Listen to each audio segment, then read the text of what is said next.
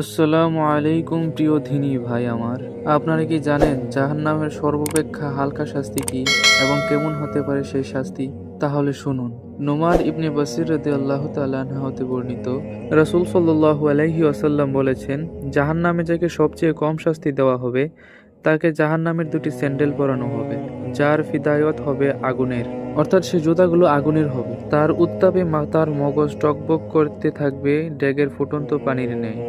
সে মনে করবে তাকে সবচেয়ে বেশি শাস্তি দেওয়া হয়েছে, মূলত তাকে সবচেয়ে কম শাস্তি দেওয়া হয়েছে। সহিহ বুখারী হাদিস 6562। প্রিয় ভাই আমার, সামান্য দুনিয়ার আগুনের তাও আমরা সহ্য করতে পারি না, সামান্য দুনিয়ার গরম পানি আমরা সহ্য করতে পারি না। শরীরে গরম পানি পড়লে শরীর ঝলসে যায়, তাহলে কিভাবে আমরা সেই জাহান্নামের আগুন সহ্য করব? তাই বলি প্রিয় ভাই আমার, সময় থাকতে দিনের পথে ফিরে আসুন এবং আমাকেও আল্লাহ দিনের পথে যাওয়ার মতো তৌফিক দান করুন। সকলে বলি আমিন।